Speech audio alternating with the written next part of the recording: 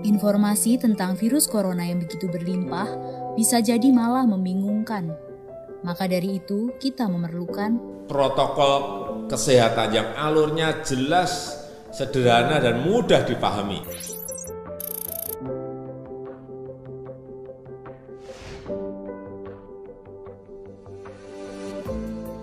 Siapa yang berpotensi terpapar virus corona?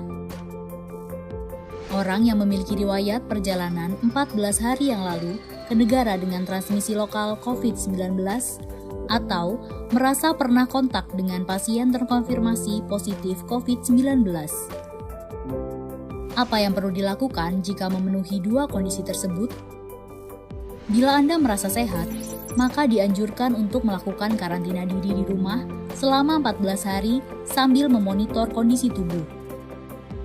Bila Anda merasa tidak sehat atau timbul gejala, segera lapor ke petugas kesehatan atau hubungi Hotline Center Corona untuk mendapatkan rujukan pemeriksaan ke fasilitas layanan kesehatan. Gejala apa yang perlu diperhatikan? Demam melebihi 38 derajat Celcius, batuk atau pilek, sakit tenggorokan, sesak atau gangguan pernafasan. Apakah perlu langsung datang ke layanan kesehatan?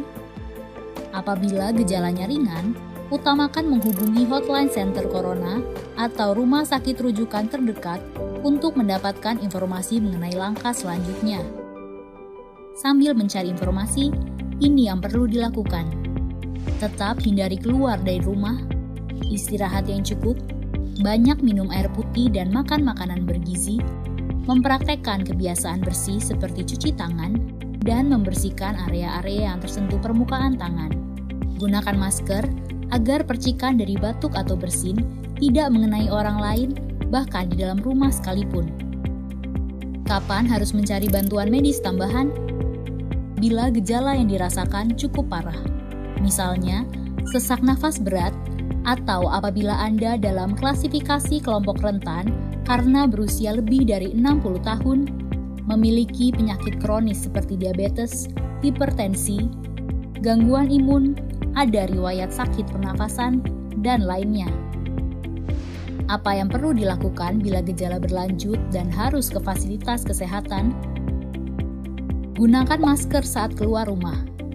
Praktekkan etika batuk dan bersin yang benar dengan menutup dengan siku atau tisu. Hindari menggunakan transportasi publik. Bagaimana tahapan screening pasien di fasilitas pelayanan kesehatan? Sebelum memberikan perawatan, tenaga kesehatan di fasilitas layanan kesehatan akan melakukan screening. Jika tidak memenuhi kriteria pasien dalam pengawasan atau PDP COVID-19, maka akan dirawat inap atau rawat jalan tergantung diagnosa dan keputusan dokter. Jika memenuhi kriteria pasien dalam pengawasan COVID-19, maka akan dirujuk ke salah satu rumah sakit rujukan, didampingi oleh tenaga kesehatan yang menggunakan alat pelindung diri atau APD. Di rumah sakit rujukan, spesimen pasien diambil untuk pemeriksaan lab dan pasien akan ditempatkan di ruang isolasi. Spesimen dikirim ke Badan Penelitian dan Pengembangan Kesehatan atau Balitbangkes di Jakarta. Hasil pemeriksaan pertama akan keluar dalam 24 jam. Jika hasilnya negatif, pasien akan dirawat sesuai dengan penyebab penyakit. Jika positif, maka pasien akan dinyatakan sebagai penderita COVID-19, diambil sampel setiap hari, dan baru akan keluar dari ruang isolasi jika pemeriksaan sampel 2 kali berturut-turut hasilnya negatif. Itulah informasi dan protokol kesehatan untuk masalah COVID-19 yang perlu diikuti oleh masyarakat. Sakit akibat virus corona dapat disembuhkan. Namun begitu, lebih baik mencegah dan tidak menularkan kepada mereka yang lebih rentan.